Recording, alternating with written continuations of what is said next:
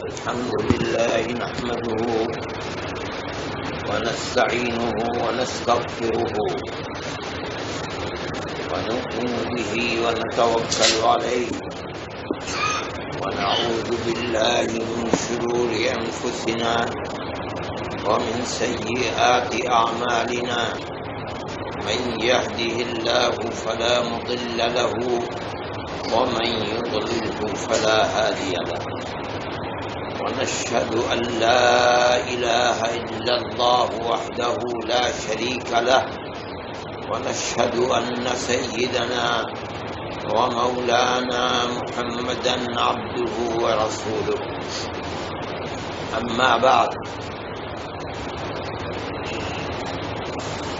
محترم بزرگوں اور دوستوں، اخلاص و للہیت کے ساتھ اللہ ذوالجلال والاکرام کو یاد کرنا، اس کا ذکر کرنا، اس کی پاکی کو بیان کرنا، اس کا ذکر چل رہا تھا۔ اور یہ بات بتائی گئی تھی جو اللہ کے نبی حضرت محمد صلی اللہ علیہ وسلم کے ارشادات و فرمودات سے ثابت ہے کہ جب تک اخلاص، للہیت، اللہ کی رضا کے لیے دل کی گہرائیوں سے کسی دنیا کے مقصد کے لیے نہیں، صرف اللہ کو راضی کرنے کے لیے ذکر کیا جائے گا تو وہی ذکر مقبول ہوگا۔ یہاں ایک مسئلہ ہے کہ اللہ کا ذکر کرنے سے ذکر کرنے والے کو ملے گا کیا؟ اس کو لابھ اور فائدہ کیا ہوگا؟ یہ اللہ کی طرف متوجہ ہے، اللہ اللہ کر رہا ہے، لا الہ الا اللہ کی تسبیح کر رہا ہے، چلتے پھرتے، اٹھتے بیٹھتے، سوتے جاگتے اللہ کا نام لے رہا ہے، اللہ کے سامنے رو رہا ہے، مانگ رہا ہے، ہاتھ پھیلا رہا ہے، اپنی طرف متوجہ کر رہا ہے، تو اس کو مل کیا رہا ہے؟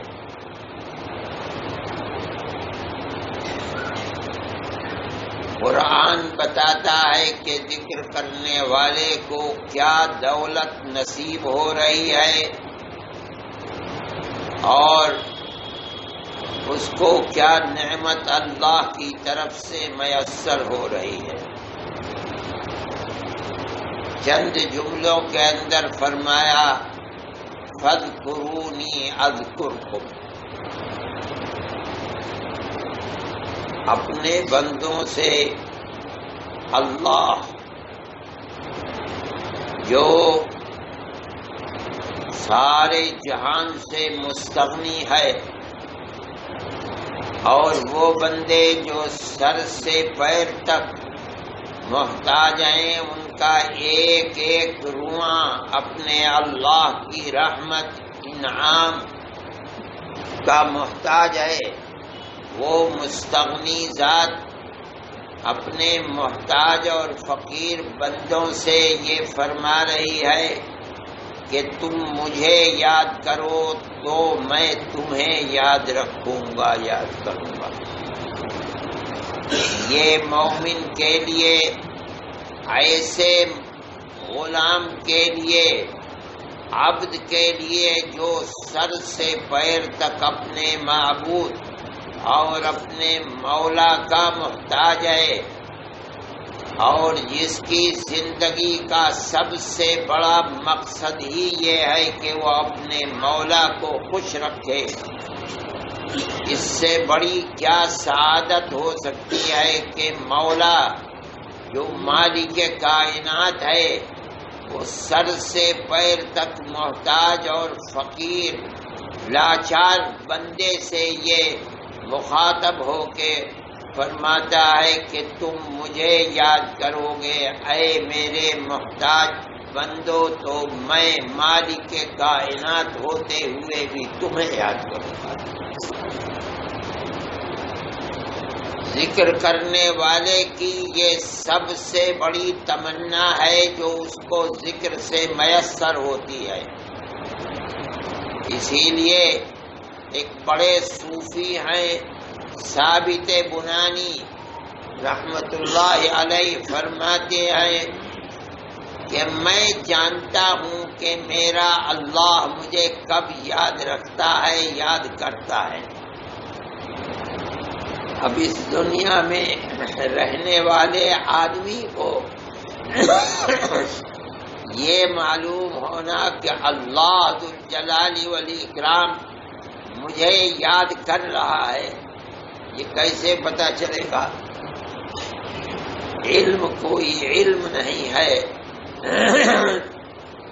عیوب اور گناہوں کا سے لدا ہوا ہے، اور اللہ جو ہر عیب سے پاک ہے، مالک کائنات ہے، وہ کب مجھے یاد کرتا ہے مجھے معلوم ہو جاتا ہے۔ تو لوگوں نے پوچھا کہ کیسے پتا چلتا ہے کہ اب اللہ آپ کو یاد کر رہا ہے؟ فرمایا کہ جب میرے دل میں یہ طلب ہوتی ہے کہ میں اللہ کو یاد کروں تو میں سمجھ جاتا ہوں کہ اللہ مجھے یاد کر رہا ہے۔ یہ بہت بڑی نعمت ہے کہ اللہ ذو الجلال والاکرام جب بندے کو یہ توفیق دے کہ وہ اللہ کو یاد کرے، اور بندہ اللہ کو یاد کرنے پر لگ جائے، چاہے زبان سے، چاہے دل سے، چاہے سانس سے، جب بھی یا دماغ سے، جب بھی اللہ کو یاد کرنے کی طلب دل میں پیدا ہو تو مومن کے لیے یہ کسوٹی ہے اس بات کی کہ وہ یہ سمجھ لے کہ یہ تیرے اندر جو طلب پیدا ہوئی ہے یہ تیرے مولا کی عنایت سے طلب پیدا ہوئی ہے۔ وہ اگر تیری طرف متوجہ نہ ہوتا، اس کی نظر کرم تیری طرف نہ اٹھتی، تو تیرے دل کے اندر یہ داعیہ نہ پیدا ہوتا کہ میں اپنے اللہ کو یاد کروں۔ ذکر کرنے والے کو اس چیز کو ہمیشہ یاد رکھنا چاہیے کہ ذکر کرنا در حقیقت کل کا کل اللہ کی عنایت پر موقوف ہے۔ جس کے دل میں ذکر کا داعیہ اور طلب نہیں تو یہ کسوٹی ہے اس بات کی کہ اللہ اس سے بے پرواہ ہے۔ یہ آدمی کہاں مر جائے، تباہ ہو جائے، اس کا عقیدہ خراب ہو جائے، عبادتوں سے محروم ہو جائے، اللہ کو کوئی پرواہ نہیں۔ اور اگر توفیق ہو رہی ہے تو خود نہیں ہو رہی ہے، اللہ اس کو یاد کر رہا ہے، وہ توفیق دے رہا ہے، تب یہ اللہ کو یاد کر رہا ہے۔ وہ توفیق نہ دیتا تو خدا کا ذکر بھی نہ ہوتا۔ لیکن بات وہی ہے یہ مراد ہے وہ ذکر جو اخلاص و للہیت کے ساتھ ہو، اپنے اللہ کو راضی رکھنے کے لیے ہو۔ وہی ذکر ہے جو یہ بتاتا ہے جب توفیق ہو،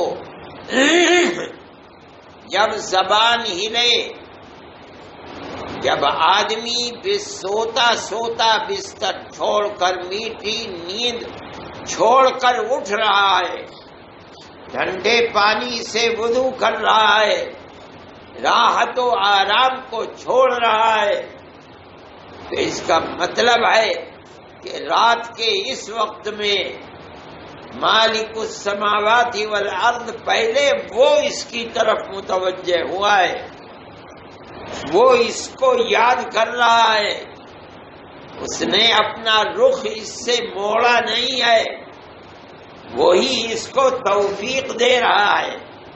اس کی توفیق سے سوتا سوتا اٹھا ہے، نیند چھوڑ کر اٹھا ہے، وضو کر رہا ہے، اور وضو کر کے اللہ کو یاد کر رہا ہے۔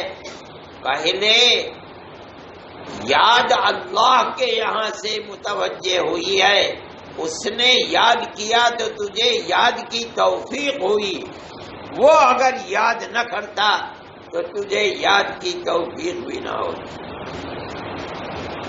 اسی لیے اللہ کا ذکر سب سے بڑی عبادت ہے۔ نبی کریم علیہ الصلاۃ نے فرمایا کہ اللہ کا ذکر سب سے بڑی چیز ہے۔ صحابی نے عرض کیا کہ یا رسول اللہ، جہاد فی سبیل اللہ سے بھی زیادہ؟ فرمایا جہاد فی سبیل اللہ، جہاد فی سبیل اللہ کرنے والا اگر کرتے کرتے اس کی تلوار ٹوٹ جائے اور اس کا جسم مجاہد کا زخم خوردہ ہو کر کے لہو لہان ہو جائے، تب بھی اللہ کا ذکر کرنے والا اس سے زیادہ افضل ہے۔ اللہ کو یاد کرنا، یہی تو جہاد فی سبیل اللہ میں جام شہادت نوش کرنے کی فضیلت اسی لیے تو ہے کہ اس نے اپنی جان جو سب سے زیادہ عزیز چیز تھی وہ بھی اپنے پیدا کرنے والے پر نچھاور کر دی۔ تبھی تو یہ افضل ہے، اللہ کو یاد رکھ رہا ہے اور اس کی یاد میں اپنی جان کو قربان کر رہا ہے۔ اگر یاد میں قربان نہیں کر رہا ہے تو اس شہادت کی کوئی قدر و قیمت قیامت کے دن نہیں ہوگی۔ شہادت کی قدر و قیمت جبھی ہے جبکہ اللہ کو یاد کرتے کرتے مر گیا۔ اس لیے جہاد فی سبیل اللہ کی روح تو اللہ کا ذکر ہے، یاد ہے۔ اس لیے ہر ذکر کرنے والے کو یہ سمجھنا چاہیے کہ جب میں اللہ اللہ کر رہا ہوں، لا الہ الا اللہ کہہ رہا ہوں، الا اللہ کر رہا ہوں، قرآن پڑھ رہا ہوں، اللہ کا ذکر کر رہا ہوں، تو یہ میری طرف سے نہیں ہے بلکہ میرے ذکر کرنے سے پہلے اللہ میری طرف متوجہ ہے، اسی کی توفیق ہے، اس کا احسان ہے، اس نے مجھے یاد کیا ہے، اس کے یاد کرنے پر میں یاد کر رہا ہوں۔ یہ سمجھ کر اللہ کو یاد کرے، اے اللہ تو مجھے پہلے تو یاد کر رہا ہے تب میں تیری طرف متوجہ ہوا ہوں، اگر تو یاد نہ کرتا تو مجھے توفیق بھی نہ ہوتی۔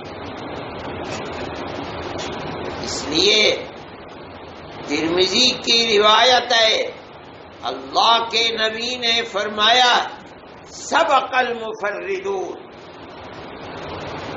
مفرد لوگ سبقت لے گئے، سب سے آگے بڑھ گئے۔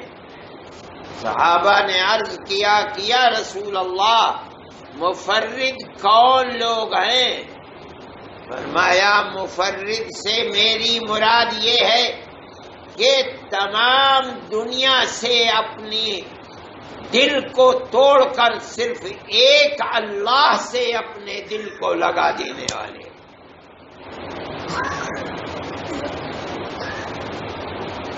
دنیا میں جن چیزوں سے محبت ہوتی ہے، آل، اولاد، مال، عزت، شرافت، رتبہ، جس کے لیے دنیا پاگلوں کی طرح دیوانہ رہتی ہے، اللہ کا نبی فرماتا ہے سبقت وہ لے گئے جو دنیا کے تمام جھمیلوں سے، مطلب ہے اپنے دل کو ان کی طرف لگانے سے، یہ چھوڑ کر انہوں نے اپنے دل کو صرف اپنے اللہ سے لگا لیا۔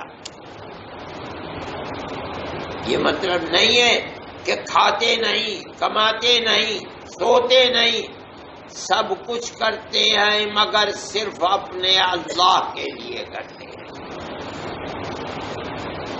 جیتے بھی ہیں، کھاتے بھی ہیں۔ انبیاء و رسل کیا کھاتے پیتے نہیں تھے؟ سوتے نہیں تھے؟ راحت و آرام نہیں تھا؟ کیا اولاد نہیں تھی؟ سب کچھ ہے مگر سب کچھ اپنے اللہ کے لیے، کسی میں دل لگا ہوا نہیں ہے۔ جو کچھ کر رہے ہیں اللہ کے لیے کر رہے ہیں، اس کی اطاعت کے لیے کر رہے ہیں، اس نے جن کا حق لازم کر دیا ہے ان کے حق کو ادا کرنے کے لیے کما رہے ہیں، اپنے ماں باپ کی خدمت کے لیے کما رہے ہیں، اپنی اولاد کے لیے کما رہے ہیں، اپنے عزیز رشتہ دار غریب اور فقیروں کی مدد کر رہے ہیں۔ کیوں؟ اللہ کو راضی رکھنے کے لیے۔ اولاد کی تربیت تعلیم کر رہے ہیں۔ کیوں؟ اللہ کو راضی رکھنے کے لیے، برائیوں سے بچانے کے لیے، ماں باپ کے حق کے لیے۔ مگر دل یہ سب کچھ کر رہے ہیں اپنے اللہ کو راضی کرنے کے، یہ ہیں مفرد۔ اور اللہ کا نبی فرماتا ہے کہ یہ لوگ سب پر بھاری ہیں، دنیا میں کام کرنے والوں سے سب سے آگے ہیں۔ تو ان کو کیا ملے گا؟ فرماتے ہیں کل میدان محشر میں، میزان عمل میں، اللہ کا ذکر ترازو میں اتنا بھاری ہوگا کہ دنیا میں ان کی زندگی کے گناہ سب کے سب ہلکے ہو جائیں گے۔ ذکر کرنے والے کی یہ بڑائی ہے، یہ بڑی بنیادی چیز ہے۔ اس سے ذکر میں لذت پیدا ہوگی، اللہ کا احسان لگے گا، خیال آئے گا، دل و دماغ میں اللہ کا ذکر رچے گا، بسے گا۔ ہر اللہ کا ذکر کرنے والا ذکر کرے یہ سمجھ کر کرے کہ بھئی میری طبیعت بے قرار ہے اللہ کے ذکر کے لیے، اس کا مطلب ہے کہ اب میرا اللہ مجھے یاد کر رہا ہے، ورنہ مجھے یہ توفیق نہ ہوتی ہے۔ یہ بہت بڑی سعادت کی بات ہے۔ یہ صرف رمضان کی خصوصیت نہیں ہے، سارے سال میں جس وقت بھی اللہ کے ذکر کے لیے دل میں بے قراری ہے، سمجھ لے کہ میرا اللہ میری طرف متوجہ ہے، تہجد کے لیے اٹھ رہا ہے، حالانکہ نیند بہت مطلوب ہے، چاہت ہے، سردی ہے، لیکن اس کے باوجود سب کچھ چھوڑ چھاڑ کر کے کھڑا ہوتا ہے۔ چھوٹی راتیں ہیں، اس کے باوجود لوگ اٹھتے ہیں، روتے ہیں، مانگتے ہیں اللہ سے۔ اس کا مطلب ہے کہ ہم سے پہلے اللہ متوجہ ہوا ہے، اس نے توفیق عطا فرمائی ہے۔ اس لیے ذکر کرنے والے کو اللہ سے بھیک مانگنی چاہیے قبولیت کی، کہ اے اللہ تو نے توفیق دی ہے تو میرے اس ٹوٹے پھوٹے ذکر کو جو بغیر آپ کی توفیق کے نہیں ہے اسے قبول بھی فرمائے، اور اللہ رائے گا نہیں فرمائے گا، قبول فرمائے گا۔ اسی لیے ذکر کی فضیلتیں قرآن کے اندر بہت ہیں، احادیث کے اندر ہیں۔ ہمارے گناہوں سے جو ہمارے دلوں کے اوپر میل کچیل سیاہی زنگ جو چڑھ جاتا ہے، ہمارے آقا حضرت محمد صلی اللہ علیہ وسلم نے فرمایا ہے کہ جس طرح لوہے کے اوپر زنگ کو دور کرنے کے لیے پالش کی جاتی ہے، عربی میں اس کو صاد سے سقالہ کہتے ہیں، فرماتے ہیں دلوں کے زنگ کو دور کرنے کے لیے پالش اللہ کا ذکر ہے۔ ہم جو رات اور دن گناہ کرتے ہیں اور اس گناہ کا اثر مومن کے دل پر یہ ہوتا ہے کہ دلوں پر بڑھتے بڑھتے سیاہی چڑھتے چڑھتے دل سیاہ ہو جاتے ہیں۔ اب اس کے اوپر کوئی ایسی پالش جو مومن کے دل کو صاف اور ستھرا کر سکے، اللہ کی یاد کے سوا کوئی اور چیز نہیں ہے۔ اس لیے ذکر اللہ جو بغیر اللہ کی توفیق کے نہیں ہوتا، مومن کو جب کبھی بھی دل میں داعیہ ہو، گھر میں بیٹھے بیٹھے داعیہ ہوا کہ چلو اعتکاف کرو، اعتکاف میں بیٹھے بیٹھے داعیہ ہوا کہ وضو کرو، نماز پڑھو، داعیہ ہوا کہ قرآن کی تلاوت کرو، نیند کو چھوڑ کر تہجد پڑھو، تو یہ ساتھ ساتھ سمجھنا چاہیے کہ میرے دل میں یہ داعیہ اور طلب پیدا ہونے سے پہلے اللہ کے یہاں سے توفیق ملی ہے، اس کے یہاں سے طلب آئی، اپنے بندے کی طرف متوجہ ہوا ہے اللہ ذوالجلال والاکرام۔ یہ کتنی بڑی سعادت ہے کہ جو ساری دنیا سے مستغنی ہے، وہ ذات اپنے محتاج ترین بندے کی طرف متوجہ ہے اور وہ اس کو ذکر پر کھڑا کر رہے ہیں۔ اس لیے میرے بھائی، اللہ کے ذکر کے اس مرتبے کو سمجھنا چاہیے، اور ہر ذکر کرنے والے کو یہ سمجھ کر اللہ کو یاد کرنا چاہیے کہ اللہ میری طرف متوجہ ہے، وہی میرا مقصود ہے، اور اسی کو راضی کرنا میری سب سے بڑی عبادت ہے، بلکہ ہر عبادت کی جان ہے۔ اللہ ہماری طرف متوجہ ہو اپنے فضل و کرم سے، اور ہمارے دل کے اندر اللہ اپنے ذکر کی کا داعیہ اور طلب بھی پیدا فرمائے، اور ہمارے اندر اخلاص للہیت بھی پیدا فرمائے۔ صلی اللہ تعالی علی خیر خلقہ سیدنا محمد۔